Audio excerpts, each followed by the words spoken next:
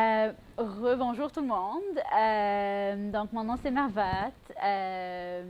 Je suis aujourd'hui accompagnée par Didier, Monsieur Jaffa, Oui, pour parler, donc le thème d'aujourd'hui, là, pour parler sur l'intégration des immigrants, nouvel arrivants ou immigrants africains en Nouvelle-Écosse ici, puis les différences culturelles, la vie, comment on vit notre culture dans une autre culture ou comment on s'adapte en étant qu'immigrant, n'est-ce pas? Hein? C'est un oui, peu ça oui, c'est ça, l'idée, oui, n'est-ce oui, pas? je pense, oui.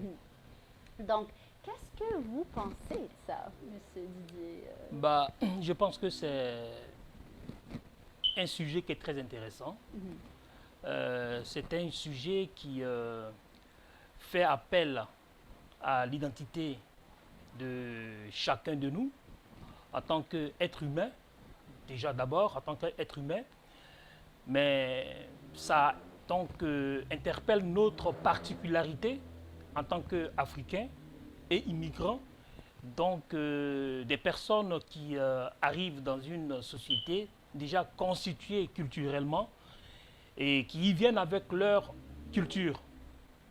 Il faudra donc dès lors se poser la question de savoir qu'est-ce qu'une culture. Mhm. Ben voilà, Très bonne question. la culture c'est un ensemble de valeurs qui identifient une personne, qui fait sa particularité dans un groupe d'humanité bien précise. Et les Africains, comme on le dit, comme je l'ai dit tout à l'heure, sont un peuple, mais qui a plusieurs cultures. Parce qu'on ne peut pas parler spécifiquement de culture africaine, parce qu'il y a des cultures africaines. Voilà. Donc, Très bon point, monsieur. je pourrais donc, à cet effet, convoquer le grand poète français et philosophe en même temps, Édouard Glissant, qui parlait de le tout monde. Il parlait de le tout monde, c'est-à-dire que chacun a son monde. Et c'est ce monde-là, de chacun qui vient, qui se rencontre dans un autre monde qui est le Canada. Et donc voilà, il y a ce qu'on appelle donc une rencontre, un choc de culture, mais pas un choc dans le sens négatif, mais un choc dans le sens du partage. Mhm.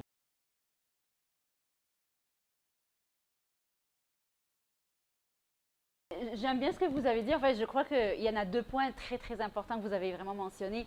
L'idée d'avoir la culture africaine. On dit pas, on voit pas ici parfois, ou en général, parfois on dit l'Afrique. On voit que c'est homogène, Ouais, alors ça l'est vraiment pas. ouais, Ça l'est vraiment pas. ouais. Puis moi, j'ai dû apprendre ça. Moi, je viens de l'Égypte, de l'Afrique aussi, mais de Ben l'Afrique du Nord. Mais avant de vraiment connaître puis rencontrer des gens, je ne savais pas ça. Puis c'est avec, en rencontrant les gens, en parlant avec eux, c'est là que j'ai vu, ah ben, il y en a des choses en commun, mais il y a aussi beaucoup, beaucoup de différences. ouais. Donc c'est vraiment intéressant, puis c'est vraiment très intéressant, enfin, très important de souligner ce point-là. L'autre point que vous avez mentionné très, très bien, c'est l'idée du choc culturel versus enfin, l'adaptation de la culture. Tout à fait. Donc, oui, le choc, c'est pas toujours un choc négatif, Ouais, mais ça peut aussi. Ben, le choc en tel, c'est pas toujours un bon sentiment au début, mais je crois qu'il y a des positifs et des négatifs dans ça. tout à fait.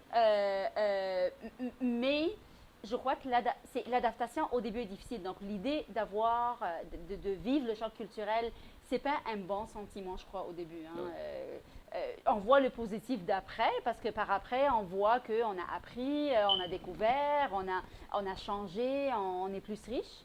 Mais je crois qu'au début, le choc culturel n'est pas un beau sentiment quand même à vivre. Et puis, il y en a des gens qui le vivent très mal. Et il y en a d'autres qui le vivent bien, mais il y en a d'autres qui vivent très, très, très mal.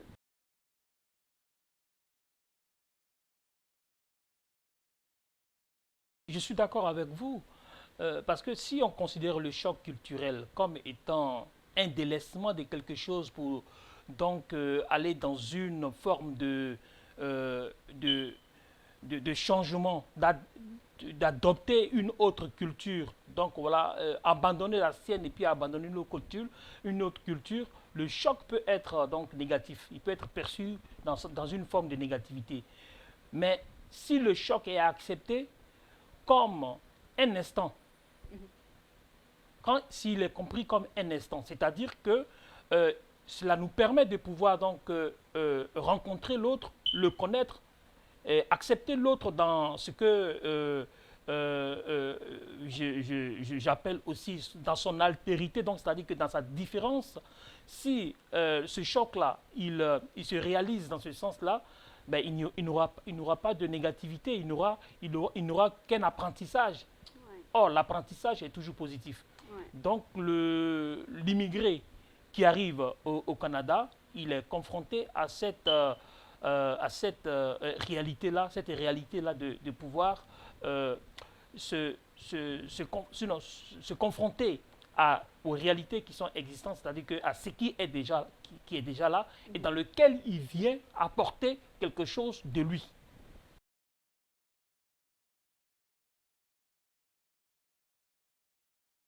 C'est pareil pour l'autre forme de la culture, parce que la culture, ce n'est pas seulement la nourriture, ce n'est pas seulement les tenues vestimentaires, mais la culture... C'est pas le type de l'iceberg, hein. Voilà, il y a des choses qui sont cachées. Voilà, hein. la culture, c'est aussi la langue.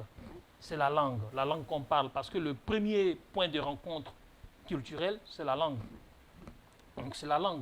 Ouais. Et il y a aussi certaines valeurs qui ne sont pas des valeurs visibles, mais qui sont des valeurs comportementales. Absolument. Comment on se comporte en fonction de l'éducation qu'on a reçue. Absolument. Voilà. On n'éduque toujours pas nos enfants de la même façon.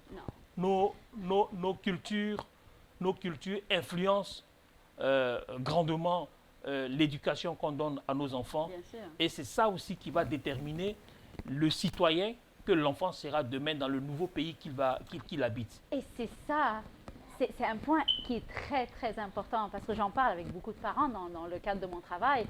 Et c'est une question super importante que tous les parents me demandent quand ils arrivent. Qu'est-ce que je vais faire? Comment est-ce que je vais élever mon enfant d'une façon à que je garde mes valeurs qui sont importantes pour moi et en même temps que j'essaie de les élever dans un pays où aussi ils doivent gagner des valeurs de ce pays-là où ils vivent. Est-ce que je dois totalement délaisser ma culture ou est-ce que je dois totalement délaisser l'autre culture? Et c'est ça, c'est une question qui n'est pas évidente, vraiment, vraiment difficile.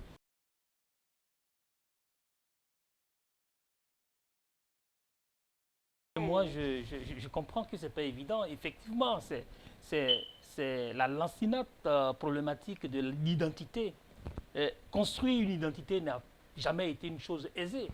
Même dans son propre environnement culturel, on subit des métamorphoses régulièrement, de façon régulière. Donc voilà, comme on le dit, l'homme que je suis aujourd'hui, je ne le serai pas demain parce que je ne suis pas l'homme d'hier. Donc à chaque fois, on subit des métamorphoses. Mais cette métamorphose-là, elle est culturelle.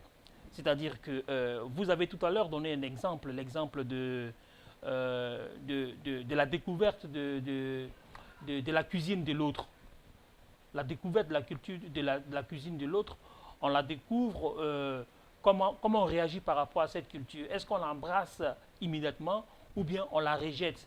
Est-ce que cette cuisine-là, elle devient une cuisine de substitution à la nôtre parce que nous n'avons pas tous les éléments de notre gastronomie dans le nouveau pays dans lequel nous vivons, nous ne l'avons pas. Et ça, effectivement, ça provoque un choc.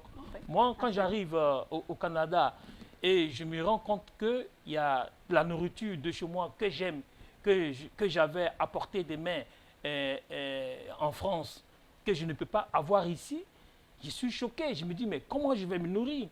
Mais au fur et à mesure, je découvre de nouvelles choses. Je découvre de nouvelles choses et au bout de compte, sinon au bout de certains temps, il y a ce qu'on appelle une forme d'hybridité. Un mariage. Une forme d'hybridité gastronomique qui se constitue.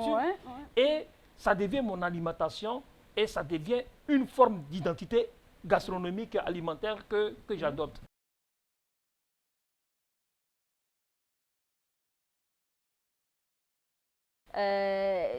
Beaucoup de parents sont dans cet embarras-là parce qu'ils sont perdus, ils ne savent pas quoi faire. Moi, je trouve comme parent, puis comme immigrante aussi, que enfin, pour moi, l'idéal, c'est essayer de, bien sûr, ne pas totalement rejeter ma culture. Essayer de voir qu'est-ce que je veux garder de ma culture, qu'est-ce que je veux que mes enfants gardent de ma culture et qu'est-ce que je veux qu'ils apprennent de l'autre culture où je vis. Parce que finalement, j'ai choisi de venir dans ce pays-là, j'ai choisi d'immigrer. Donc, ce choix-là vient avec une responsabilité. Donc, je viens, je déménage, je vis dans une autre place, pas pour amener ma culture avec moi, puis être rigide, puis dire « Ah non, bah, je rejette la culture de l'autre ». C'est pas ça. Bah, si j'étais comme ça, j'aurais jamais immigré de toute façon. Right? Donc, si j'ai immigré, ça veut dire que je suis prête à faire ce choix-là, à essayer d'être plus ouverte, plus flexible, à être prête à apprendre, à que j'élève mes enfants avec cette flexibilité-là, puis cette gourmandise de l'apprentissage et d'être plus riche culturellement.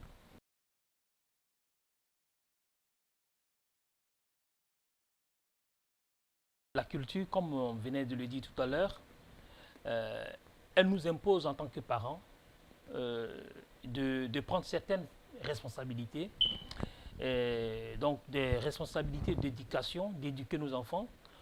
Déjà leur apprendre certaines valeurs, comme vous l'avez dit tout à l'heure dans votre démonstration. Il faut leur apprendre certaines valeurs et il faut leur apprendre aussi nos langues. Parce que la première porte d'entrée d'une culture, c'est la langue, comme je le dis. Donc il faut leur apprendre nos langues. Ils ne vont certainement pas les parler avec perfection, mais il faut le leur apprendre. Mais ce qui va faire de ces enfants-là de vraies personnes qui n'ont pas raté complètement leur identité, parce que l'identité, ce n'est pas la nationalité, c'est qu'il faut être à mesure de ramener les enfants en Afrique de temps en temps. Il faut que les enfants retournent en Afrique pour voir la réalité de l'Afrique, mais de pouvoir aussi toucher de près la culture, leur origine. Comment les choses se font à l'origine, comment les choses se font au commencement, comment les choses se font de façon, je vais dire, naturelle. Il faut que les enfants puissent retourner là-bas.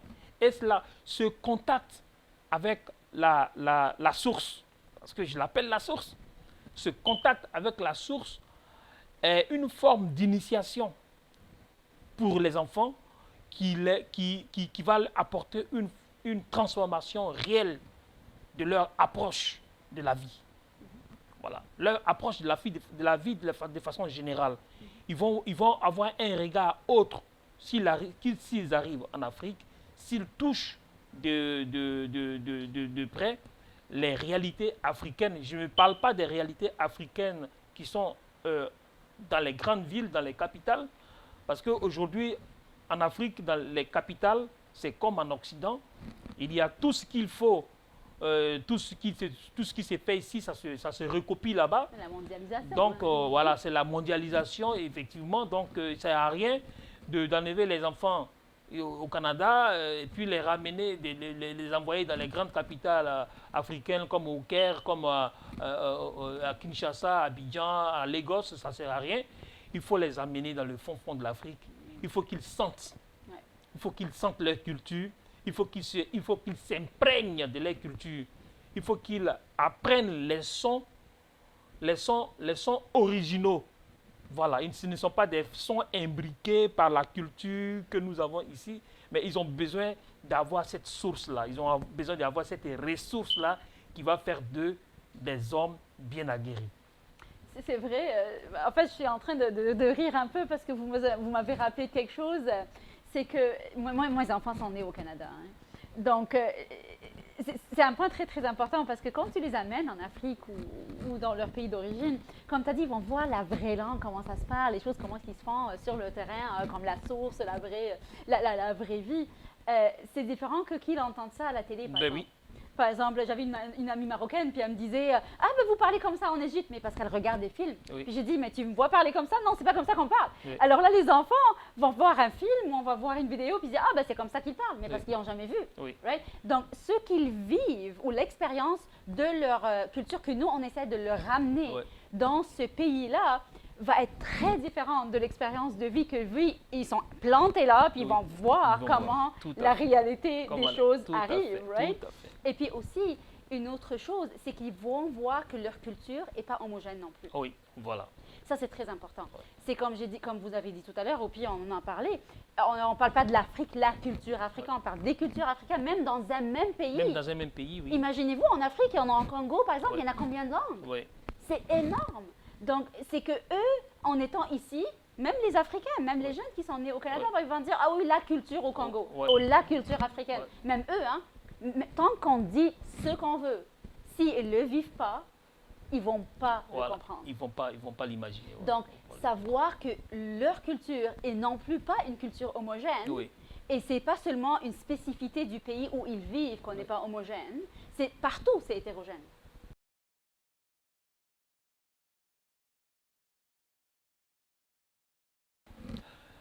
Alors, je pense qu'il y a deux erreurs qu'il ne faut pas commettre.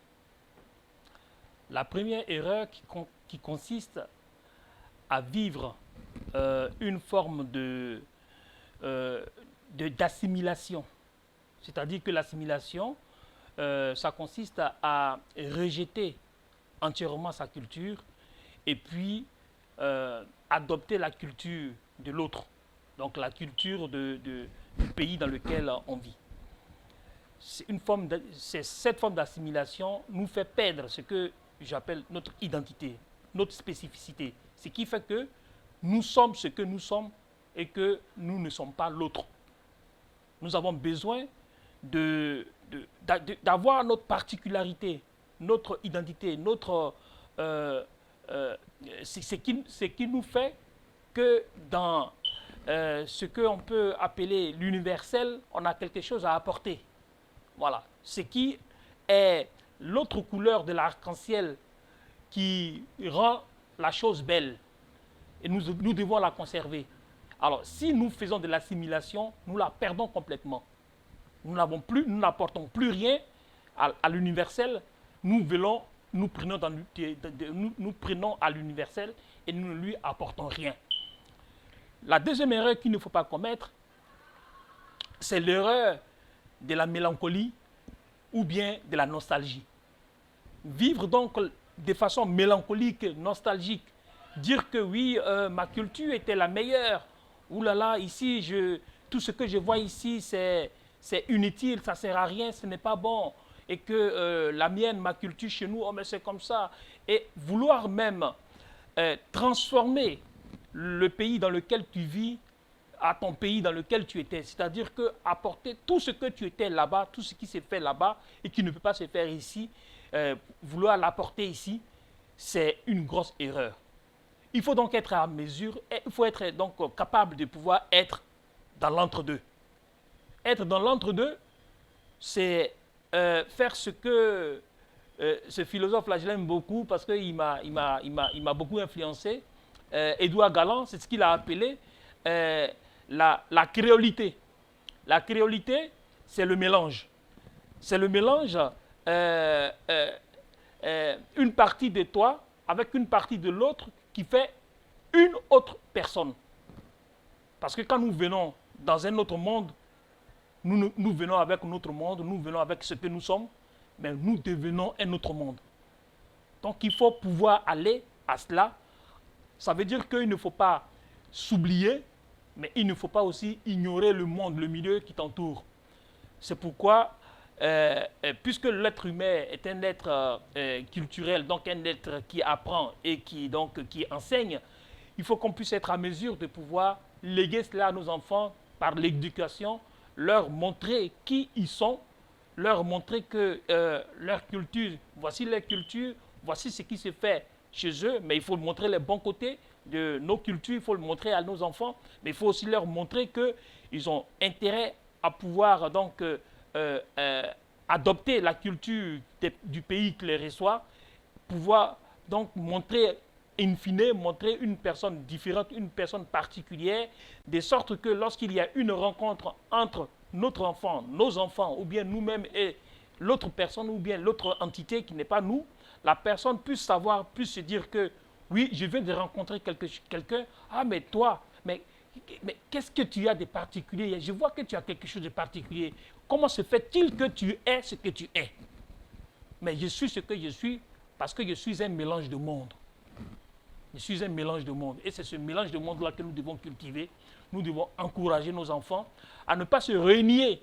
À ne pas se renier, c'est-à-dire à ne pas avoir honte d'être originaire de l'Afrique et à ne pas vouloir mimer les autres, mais à pouvoir apporter dans cet universel-là, apporter ce qu'ils sont, apporter leurs particularités, apporter leurs bons côtés, apporter ce qui fait la clarté de l'arc-en-ciel. Je pense que c'est à ce monde-là que nous sommes appelés, c'est à ce monde-là que toute l'humanité a appelé, parce que même les Canadiens eux-mêmes qui sont chez eux, ils ont intérêt à apprendre des autres qui viennent. Ils ont intérêt à évoluer dans le sens aussi d'une unicité. Moi, j'appelle cela une unicité. L'unicité qui n'est pas, de pouvoir adopter une culture dominante, mais c'est de pouvoir faire un melting pot. Parce que le monde est condamné à être un melting pot. Et c'est le melting pot que moi j'appelle la créolité.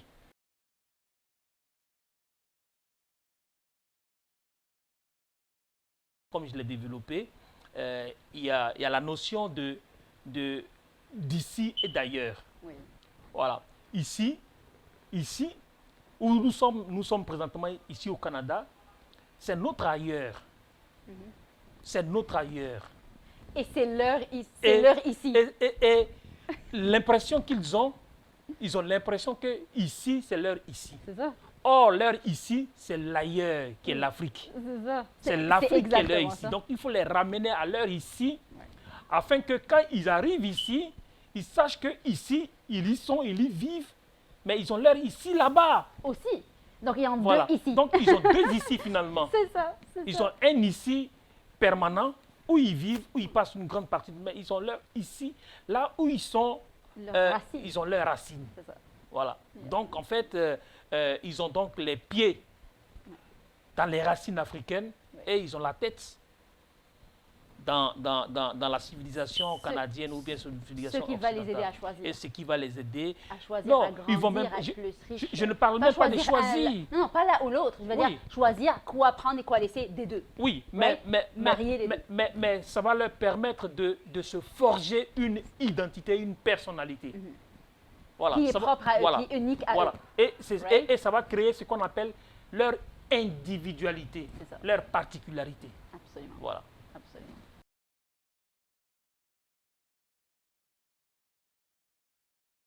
Donc finalement,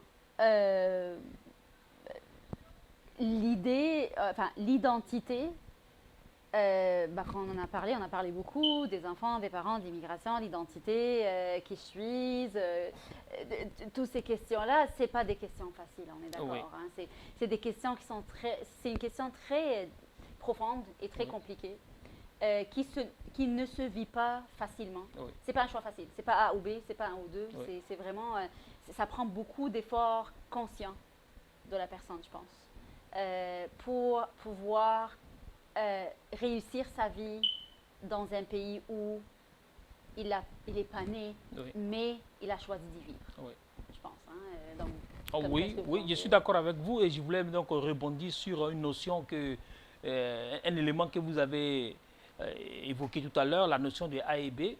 Oui, ce n'est pas une question de A ou B. Et ça, il faut que ce soit retenu par tous, que ce n'est pas une question de A ou B, mais c'est plutôt une question de A et B. Voilà, il faut que dans cette quête de la construction de la personnalité, les parents aient à l'idée que leurs enfants doivent être donc une jonction. Voilà, doivent être un mélange de deux cultures. La culture, ce qu'eux, ils ont reçu de leurs parents, qui doivent léguer, les bons côtés, bien entendu, qu'ils doivent léguer. Mais ils doivent aussi respecter les cultures des autres, de façon générale, des autres. parce que le Canada est un pays, un pays d'immigration. Donc, il y a beaucoup de personnes, il y a beaucoup de nationalités au Canada et chacun vient avec son identité, avec sa particularité, avec sa singularité. Il faut donc que nos enfants respectent les particularités des autres. Et cela me ramène à tomber sur la notion de tolérance. J'ai en aversion cette notion de tolérance parce que je pense que dans la notion de tolérance, il y a l'idée de pitié, il y a l'idée de souffrance. J'allais dire, je n'aime pas ce mot-là. Voilà, il y a l'idée de souffrance. Ouais, celui qui tolère, c'est celui qui accepte de souffrir de quelque chose pour pouvoir donc faire l'apparence, pour pouvoir donner l'impression que c'est bon. Dans le mot, il y a une supériorité voilà, il y a une certaine façon. Voilà, il y a une supériorité. Je te tolère, mais je suis encore mieux. Voilà. La tolérance, ça c'est un mot qui me rend folle. Et à côté de la notion de tolérance, je préfère la notion de respect. Absolument. Il faut que nos enfants et que nous-mêmes qui sommes immigrants, il faut qu'on respecte les autres pour qu'ils puissent nous respecter. Et comme le dit le philosophe allemand Hegel dans la dialectique du maître et de l'esclave, il parle de la rencontre de deux consciences. C'est une rencontre de conscience où la conscience, les deux consciences doivent faire l'effort de se respecter, c'est-à-dire que de se reconnaître comme étant conscience. Yeah. Si je ne reconnais pas l'autre comme une conscience, l'autre ne pourra pas me reconnaître comme une conscience. Ouais. Et il ne pourra pas avoir ce qu'on pourrait appeler donc le conflit. Mais ce n'est pas le conflit, un conflit négatif, mais c'est un conflit pour pouvoir créer, pour pouvoir construire l'émergence de quelque chose, d'un être fort et d'un être puissant, que moi j'appelle un être mondialisé. Right. Puis ça commence par nous. Hein. Ça commence pas seulement que moi je m'occupe de mes enfants. Ah, je veux eux ils sont comme ça, mais moi je suis pas comme ça. Oui. Ah bah oui, eux ils vont être des citoyens du monde. Moi je suis pas. Voilà. Je m'excuse, moi je garde ma culture, je veux rien avoir avec ça. Voilà. Tu vois ce que je veux dire? Donc ça commence par nous. Hein. Par on a des enfants ou pas, ça commence par parce que nous on est le modèle. Oui. Pour les petits, pour nos enfants, mais aussi pour nos étudiants, pour nos collègues. Donc on commence par nous parce que même si on a des enfants, nos enfants sont nos miroirs un peu. Hein. Ils vont nous imiter. Ils vont voir que je parle mal de quelque chose, ils vont m'imiter. Ils voient que je respecte quelque chose, ils vont m'imiter. Donc, c'est qu'on est aussi le modèle comme immigrant à cette génération. Canadien aussi et immigrant. Tout à fait. Parce que on apprend aussi aux enfants canadiens. Right? Oui. C'est quoi les différences? Puis c'est quoi le Canada? Et c'est un pays d'immigration. Depuis, le Canada est basé sur l'immigration, right? Oui. Donc, c'est tout ça. Donc, même nous, on est des modèles. Quoi que ce soit, on a des enfants ou pas, mais on est des modèles à cette petite génération-là qui va être les citoyens de l'avenir, qui seront nos présidents, qui seront nos administrateurs, qui seront nos enseignants, qui seront nos... Donc, absolument. Ouais. Et pour terminer, j'ai dit que moi, le travail, je l'ai déjà commencé chez moi. J'ai un auteur africain que j'admire beaucoup, qui est Amadou Hampâté-Bâ. Il a fait beaucoup de livres où il y a des contes initiatiques, il y a des contes qu'il raconte, des contes qui sont ludiques. Et ces contes-là, je les lis. Des contes traditionnels, des contes traditionnels africains que je lis à mes enfants. Et à travers ces contes-là, je les mets un peu dans l'environnement africain. Mais je leur permets aussi de pouvoir découvrir certaines choses, de pouvoir découvrir certaines valeurs africaines. Oui. Voilà. Et comme on l'a dit, ça ne suffira pas de leur lire du Amadou Hampâté-Bâ. Il faut les amener un jour en Afrique pour qu'ils puissent connaître, pour qu'ils puissent sentir l'Afrique. C'est ça.